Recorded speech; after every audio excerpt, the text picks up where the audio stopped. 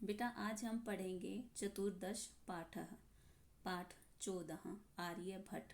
किसके बारे में पढ़ेंगे हम? आर्यभट्ट के बारे में, जो संस्कृत के बहुत ही बड़े ज्ञाता हुए हैं, जिन्होंने गणित शास्त्र में, गणित में शून्य का और दशमलव का की खोज की है। ठीक है। भारतवर्ष की अमूल्य निधि है ज्ञान विज्ञान की सुदीर्घ परंपरा। इस परंपरा को संपोषित किया प्रबुद्ध मनीषियों ने। क्या बताया है इन्होंने? संस्कृत भाषा के बारे में बताया है कि भारतवर्ष की अमूल्य निधि है। कहाँ? ज्ञान विज्ञान की सुदीर्घ परंपरा। इस परंपरा को संपोषित किया है मनीषियों ने। मनीषियों ने जो बहुत ज़्यादा ज्ञाता हैं, जिन्होंने शास्त्र वगैरह लिखे हैं, उन्हें संस्कृत भाषा में मनीषी कहा गया है। इन्हीं मनुष्यों में अग्रगण्य थे आर्यभट्ट।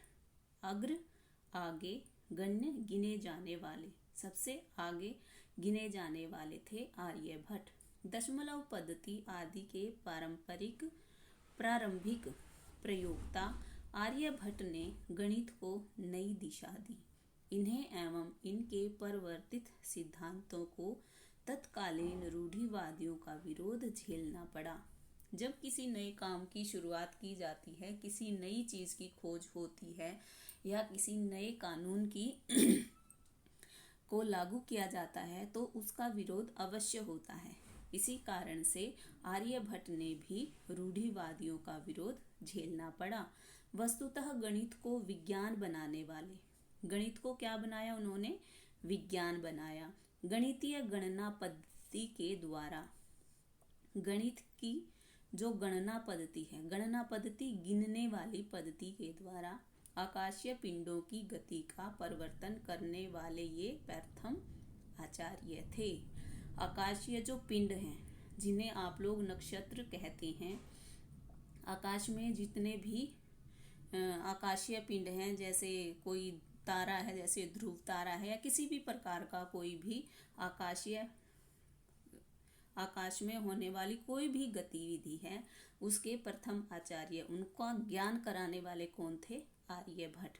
आचार्य आर्यभट्ट के इसी वैदुष्य का उद्घाटन प्रस्तुत पाठ में किया गया है। चलिए आज हम पढ़ते हैं पाठ 14 आर्यभट्ट के बारे में। उन्होंने किस तरह का क्या क्या खोज की है? पूर्व दिशायाम उदेति, पूर्व दिशा से निकलता है। कौन? सूर्य। सूर्य पूर्व दिशा से उदेति निकलता है, उदय होता है। पश्चिम दिशाया च अस्त गच्छति, और पश्चिम दिशा में अस्त होता है। इति दृश्यते ही लोके, ऐसा संसार में दिखाई देता है। संसार में क्या दिखाई देता है? कि सूर्य पूर्व दिशा से उदय होता है और पश्चिम दिशा में अस्त हो जाता है। परंतु न अनेन अवबोध्यम अस्ति, इसके द्वारा यह नहीं जाना जाता, अवबोध्य यह नहीं जाना जाता, यत् कि सूर्य गतिशील इति। क्या नहीं जाना जाता? कि सूर्य गतिशील है। सूर्यो अचल, सूर्य स्थित है। पृथ्वी च चला, और पृथ्वी गतिशील है। या स्वकीय अक्षे घूर्णति, या अपने ही अक्ष पर घूमती है। इति सांप्रतम सुस्थापितः सिद्धांत, यह सिद्धांत अब भली प्रकार से स्थापित हो गया है। सुस्थापित है, पक्का स्थापित हो गया है। किसके अनुसार? नियमों के कारण से सिद्धांत साबित हो गया है। सिद्धांतो अयम, यह सिद्धांत प्राथमेन सबसे पहले, येन जिसके द्वारा प्रवर्तित किया गया, स आसीत वे थे, महान गणितज्ञ ज्योतिर्विद आर्यभट्ट। पृथ्वी स्थिरा वर्तते, पृथ्वी स्थिर है। इति परंपराया प्रचलिता रूढ़ि तेन प्रत्यादिष्ठा, क्या कहा है उसने? कि पृथ्वी स्थिर है। इस परंपरा से प्राप्त रूढ़ि रिवाज का तेन उन्होंने प्रत्यादिष्ठा खंडन ते उदाहतम यद गतिशीलाया नौकायाम उपविष्ट। उसने उदाहरण दिया है कि, उन्होंने उदाहरण दिया है यद कि गतिशीलायाम नौकायाम चलती नौका पर उपविष्ट मानवः बैठा हुआ मानव नौका स्थिरम अनुभवति नौका को स्थिर अनुभव करता है। क्या उदाहरण दिया है कि गतिशील नौका में बैठा हुआ व्यक्ति नौका को स्थिर अनुभव करता है। अन्याद और दूसरे पदार्थान गतिशीलान अवगच्छति और अन्य पदार्थों को गतिशील मानता है। कैसे गतिशील मानता है? जब हम नौका में बैठे हुए होते हैं तो हमें समझ आता है कि नौका तो खड़ी है और जो पेड़ पौधे हैं वो चल रहे हैं, ठीक है ना। एवमेव गतिशीलायाम पृथिव्याम अवस्थित मानवः पृथ्वी स्थिराम अनुभवति। इसी प्रकार गतिशील पृथ्वी पर स्थित मानव पृथ्वी को स्थिर अनुभव करता है। सूर्य आदि गणों को गतिशील मानता है, गतिशील मानता है। 476 ख्रीष्टाब्दे, यहाँ पर ये जो संस्कृत है इसको 476 की संस्कृत में लिखा गया है। तो 476 ईस्वी में आर्यभट्ट ने जन्म लिया। लब्धावती लगभग 476 ईस्वी में आर्यभट्ट ने जन्म लिया। तेनेव विरचिते, इसके द्वारा रचित आर्यभट्टियम इत्यस्मिन् ग्रंथे उल्लिखित है। आर्यभट्ट के द्वारा ही रचित आर्यभट्टियम ग्रंथ में उल्लेख किया गया है। ग्रंथो अयम, यह ग्रंथ तेन उसके द्वारा त्रयोविंशति 23 वर्ष की वयसी आयु में विरचित रचा गया। उसके द्वारा यह ग्रंथ 23 वर्ष की आयु में लिखा गया। यहाँ पर प्रश्न बनता है कि आर्यभट्टियम ने जो ग्रंथ लिखा है वह किस उम्र में लिखा? तो 23 वर्ष की आयु में उसे लिखा गया। ऐतिहासिक स्रोतों ज्ञायते, इतिहास के स्रोत से ज्ञात होता है यत कि पाटलिपुत्रम निक्सा, पाटलिपुत्र के निकट आर्यभट्टस्य वेधशाला, आर्यभट्ट की वेधशाला आसीत थी। अनेन इदम अनुमीयते, यह अनुमान लगाया जाता है यत कि तस्य कर्म भूमि, उसकी कर्म भूमि पाटलिपुत्रमेव आसीत, पाटलिपुत्र ही थी। आर्यभट्टस्य योगदानम आर्यभट्ट का योगदान गणित ज्योतिष संबंध वर्तते, गणित ज्योतिष से संबंधित है। यत्र, यहाँ संख्या नाम आकलन, संख्याओं के आकलन का महत्व आधारित है। क्या? यहाँ पर जहाँ संख्याओं के आकलन का महत्व आधारित है। आर्यभट्ट फलित ज्योतिष शास्त्रे न विश्वसिति सम, आर्यभट्ट फलित ज्योतिष शास्त्र में विश्वास नहीं रखते थे। फलित ज्योतिष शास्त्र क्या होता है? उस समय पर जो उंगलियों पर गिनकर ज्योतिष शास्त्र बताए जाते थे उनका विश्वास उस फलित ज्योतिष शास्त्र में नहीं था। गणित पद्धतया कृतम, गणित की पद्धति पर आकलन आधृत्य, गणित की पद्धति पर किए गए आकलन को तेन उनका प्रतिपादित आधार बनाकर ही उसने प्रतिपादित किया था, खोज की थी।